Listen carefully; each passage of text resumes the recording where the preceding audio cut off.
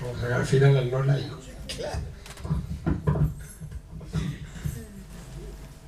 Bueno, muy buenas noches, por supuesto, gracias por la invitación. Bueno, obviamente Alicia, además de que ha trabajado siempre mucho en esto, hizo un abordaje. Yo quiero decir dos o tres cosas más generales del debate jurídico alrededor del laicismo y de los derechos fundamentales, y luego algunas consideraciones sobre cómo es nuestro régimen jurídico hoy. Pero bueno, como ustedes saben, en general hoy hay una tendencia en relación a los derechos que de algún modo está plasmada en la Constitución del 94, sobre todo en un artículo bastante poco fácil de leer, que es el 75 inciso 22, pero que es el que introduce en nuestro sistema constitucional todo el conjunto de tratados internacionales de derechos humanos. Probablemente sea lo más rico y lo más abierto de la reforma del 94, y por supuesto dentro de esos tratados están incluidos una serie de derechos fundamentales en los pactos, en los tratados grandes de derechos humanos, en la Declaración Universal, en el Pacto de Costa Rica y también en el Pacto de Derechos Sociales, Civiles y Políticos. Y uno de los derechos sin lugar a dudas fundamentales, y que quizás sea la cara en relación a los derechos subjetivos del principio de laicidad del Estado, es el de la libertad e igualdad religiosa, que claramente es el fundamento principal por el cual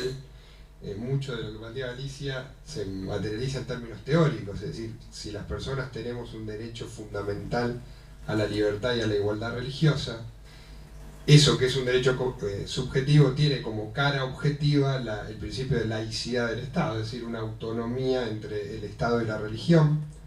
y esa autonomía entre el Estado y la religión en mayor o menor grado es la que va a garantizar o no garantizar ese derecho. Históricamente el debate sobre la laicidad del Estado en definitiva es un debate acerca de las libertades individuales a la hora de la libertad de culto o de no profesar ningún culto, y el debate, por más que cambie, no se ha modificado en este núcleo fundamental, solo que pocas veces se expresa de esta manera. Es decir, pocas veces cuando hay violaciones al principio de laicidad del Estado se entiende o se expresa que en realidad se le está vulnerando el derecho individual a una persona, salvo, podría decirlo, los casos cuando se producen, por ejemplo, la no transfusión en el caso de alguna religión que la prohíbe, que siempre es un asunto de mucha polémica pública y donde, si se quiere, se expresa en términos más extremos a veces este tipo de debates. Y por otra parte, es importante también agregar que la idea de los derechos fundamentales hoy es que son derechos que deben garantizarse en forma contramayoritaria o aún, digamos, apartados o por encima de lo que es la regla de mayoría. Y ese es otro punto muy importante a destacar. Hoy, cuando hablamos de derechos fundamentales, ya no hablamos de los derechos fundamentales que derivan precisamente del derecho natural o religioso, sino que hablamos de derechos que, por constituirse en el cuerpo de los derechos humanos, tienen preeminencia aún sobre una regla de mayoría. Es decir, ni siquiera la regla de mayoría puede avanzar sobre el campo de esfera de protección de estos derechos. Y este es otro punto fundamental, porque evidentemente siempre está en tensión, no solo en este tema, esta idea de que en definitiva la democracia implica que todo se defina votando, y que cualquier cuestión que tenga legitimidad en una votación puede avanzar aún sobre derechos fundamentales. Y como este debate se puede dar en pena de muerte y en muchas otras cosas también, y es muy importante plantearlo en materia de libertad religiosa. Ahí, si uno ve en la historia, hay como dos tipos de laicidad del Estado, dos o tres. Hay una comprensión de la laicidad como Estado no clerical, que quizás sea la que más ampliamente se extendió. Es decir, Estado clerical es aquel que no solo reconoce una religión, sino que establece a la religión como fundamento de todo su ordenamiento jurídico. Se da en muchos casos, o en algunos casos ahora, de estados islámicos. Se dio en el momento en que las monarquías europeas se fundamentaban en el absolutismo divino, digamos, y el fundamento de la existencia del Estado, del surgimiento de muchos estados, estaba muy ligado a la autoridad divina, incluso a la autoridad eclesiástica. Y esto es digamos, si se quiere, de todos modos, hoy es una discusión en la que son pocos los estados que adoptan la característica de clericales. Pero sí hay estados confesionales, es decir, estados que no adoptan, digamos, una religión como base de su ordenamiento jurídico, pero que no son laicos en el sentido estricto porque toman la preeminencia de una religión. La gran mayoría de los países se ha debatido en esta lógica, ¿no? En la idea de decir, nosotros no somos estados clericales, pero tampoco terminan de ser estados laicos, y establecen una suerte de zona gris en la cual, si bien el Estado manifiesta su laicismo, pocas veces lo escribe. Ni siquiera la ley 1420 escribió en la Argentina, aunque como bien decía Alicia, fue un instrumento muy fuerte de la educación laica, pero ni siquiera lo pudo escribir. Y en nuestra Constitución particularmente, como ustedes saben, tampoco se pudo escribir. Es más, la reforma 94, si bien modificó algunas cuestiones, digamos, eliminando, por ejemplo, la condición para el presidente, etcétera, no termina de dejar de ser un Estado de algún modo confesional, fundamentalmente por la definición de una religión privilegiada al seno del Estado.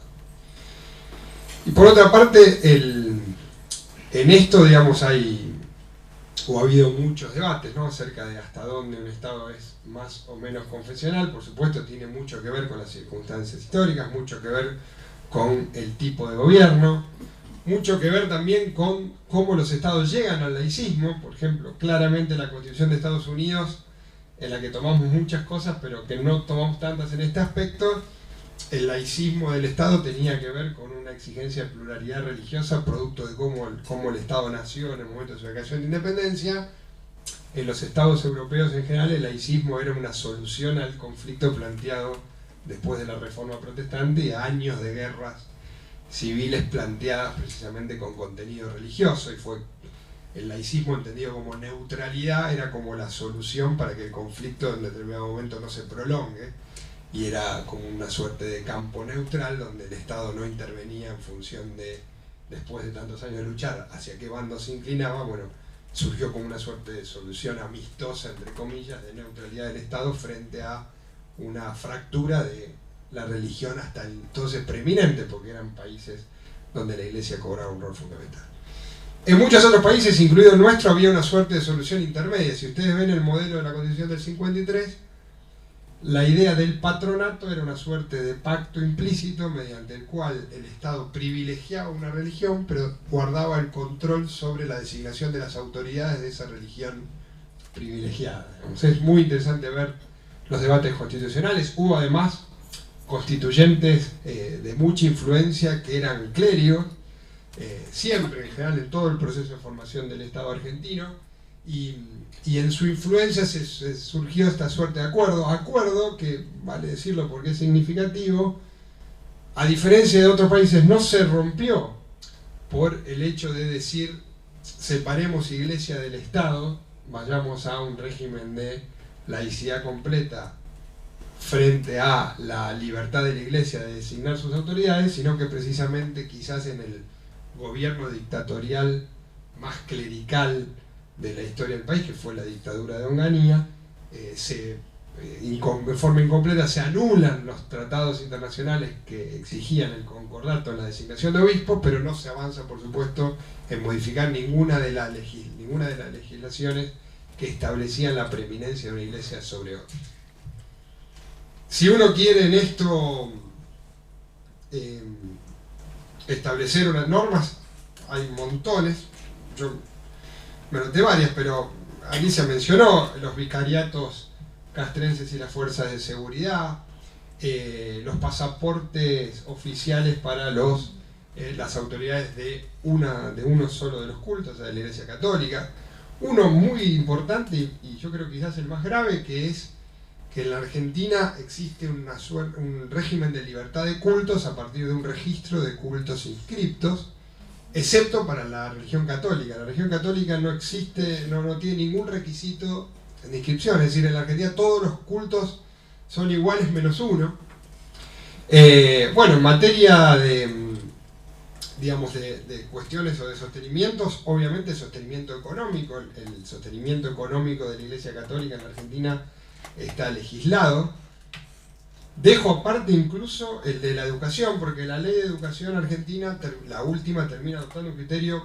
que Alicia mencionaba, que es el criterio de sostener a todas las escuelas confesionales. Obviamente en cantidad eso es muy relativo, pero digamos, cambió de modelo, es decir, sostenemos solo a una, pasamos a sostener todas. En materia de educación, en materia de las escuelas de gestión privada, también en las no confesionales, hay que decirlo, es decir,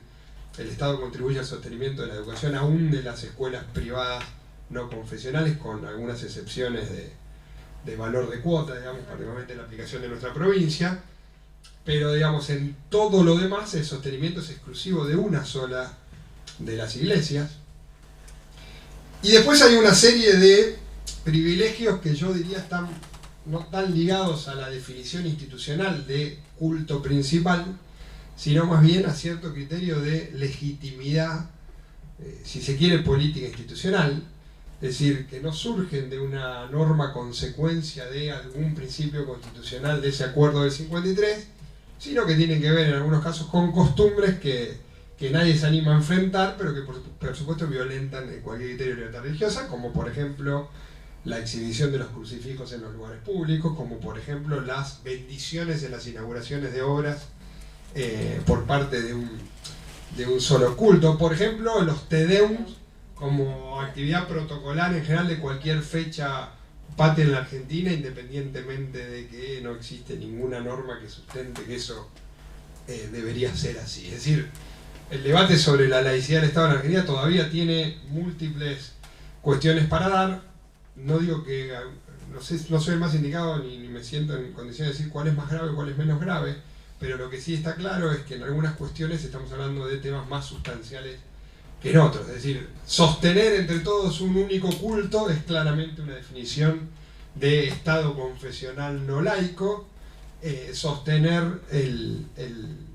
algunas cuestiones más protocolares de la costumbre tienen que ver también con un resabio de una definición de acuerdo del 53 que hoy no existe más. Y de algún modo yo,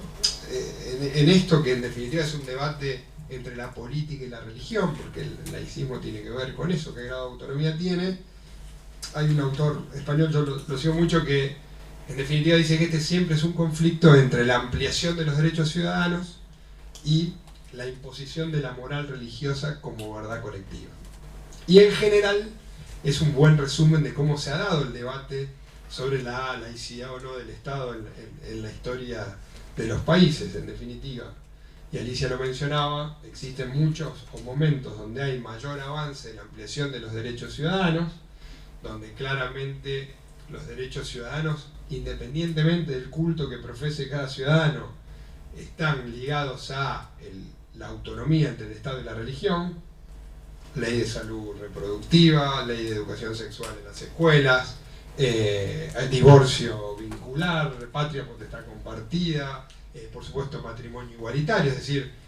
claramente procesos en los cuales se gana autonomía en términos de laicidad del Estado, otorgando derechos independientemente de la influencia,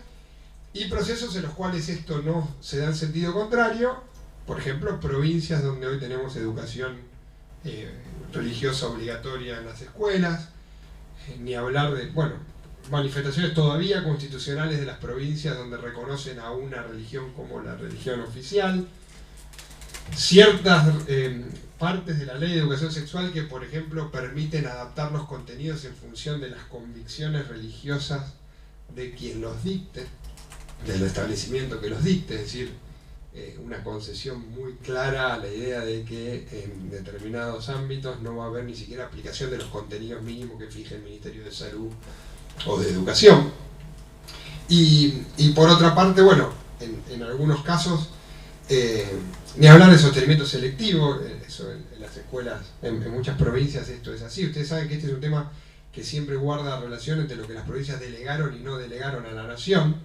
pero desde la perspectiva de los derechos, claramente la libertad y la igualdad religiosa es un derecho que no es uniforme en la Argentina, no solo no es efectivo al 100% a nivel nacional, sino que en función, depende de qué provincias,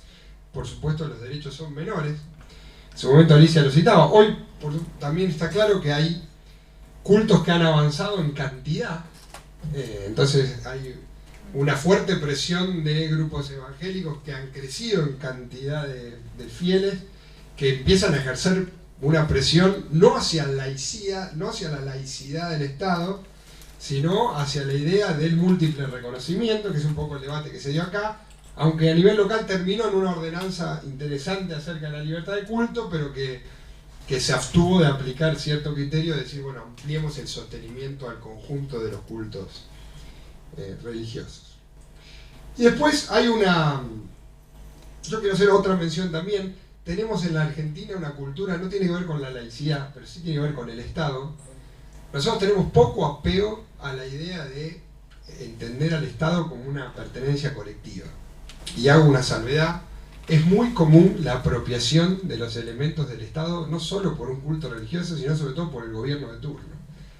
Ayer veíamos, en la provincia de Buenos Aires se le pone el nombre del gobernador hasta los patrulleros. Y en general la mayoría de los bienes públicos terminan teniendo, en la mayoría de los lugares, un logo, un color que lo identifica no con el Estado, sino con quien está al frente de la gestión del Estado. Es una deformación que yo la digo mucho no tenemos Estado laico y en general tenemos poca condena a lo que implica la apropiación del Estado como bien particular y no como bien colectivo, porque en definitiva quien ejerce la gestión tiene una función transitoria. Sin embargo, no tenemos regla que lo prohíba, muy poca, algún esbozo de la ley de ética pública, y estamos muy acostumbrados a la idea de que quien ejerce el Estado tiene incluso la posibilidad de poner su nombre al lado de los crucifijos y al lado del color sobre bienes que son públicos, sin que eso tenga una gran condena social. Y después, y termino con esto, hoy hay otro debate que para mí es interesante como duda, ¿no?, para plantear. Quizás la manifestación más radical de laicidad del Estado sea la corriente francesa, es decir, la idea de prácticamente una suerte de religión laica, ¿no? El planteo de Rousseau, del jacobinismo, de plantear, en definitiva, ya no solo que haya separación entre Iglesia y Estado, sino particularmente hacer de la laicidad una suerte de religión, ¿no? Durante mucho tiempo esta es influencia, pero si se quiere el debate más actual de esto es lo que se denominó como el informe Stasi, que es la intención de establecer una regla mediante el cual, por ejemplo, ningún alumno de una escuela francesa puede usar velo. Lo habrán visto, ese es un debate, es decir, prohibir al velo, porque objetivamente la tradición francesa, la religión es algo que integra la esfera privada, y cualquier manifestación de particularismo religioso en un ámbito público se termina entendiendo como una suerte de violación a la idea de diferenciar el ámbito público con el ámbito privado. Yo creo que este es un debate para dar hoy. A mi entender hoy es, si bien digamos en la tradición histórica yo probablemente me siento muy cercano a esos principios, está claro que hoy la sociedad también cambió. Y que hoy hay un debate más amplio en relación ya no tanto a esa separación drástica, sino más bien al revés, a la libertad de expresar los particularismos también. Bueno, yo quería citar solamente muy breve a Rawls, que es un jurista, un pensador del derecho muy importante, que en relación a esto decía: una razón pública que no exija a los ciudadanos erradicar sus convicciones religiosas y pensar acerca de aquellas cuestiones políticas fundamentales como si partiesen de cero, poniendo entre paréntesis lo que en realidad consideran las premisas básicas del pensamiento moral. La justicia como equidad no pretende cultivar las distintas virtudes o valores liberales de la autonomía y la individualidad, tampoco los de cualquier otra doctrina comprensiva. Es más, el Estado debe abstenerse de cualquier actividad que favorezca o promueva cualquier doctrina particular en detrimento de otras. E incluso le agrego, probablemente también el laicismo, no laicismo, sino la idea extrema de impedir, por ejemplo, un velo o una identificación en un ámbito público, pueda hoy debatirse en relación a lo que más bien tiende a ser una tendencia a propiciar la multiculturalidad o la expresión de múltiples particularidades, o el derecho a la igualdad religiosa ejercido como manifestación radical de expresar cualquier particularidad sin discriminación, por supuesto sabiendo que en definitiva, en general, esto nunca termina siendo del todo así. Pero hay veces en que hay ciertas expresiones que tienen que ver más con reafirmación de particularidades de algunas minorías que con violentar la regla de separación entre religión y Estado. Lo digo porque creo que es una duda hoy muy actual. El debate acerca del informe Stasi es un debate así muy caliente en Francia y en muchos otros países también, y en definitiva yo creo que es un debate acerca de cómo se manifiesta la libertad y la igualdad religiosa en contextos como el ahora, donde la ampliación de los derechos ciudadanos también incluyen la posibilidad de aceptar una multiculturalidad o una multireligiosidad, que por supuesto era impensable en los momentos en que esto se debatía desde otra perspectiva. Muchas gracias.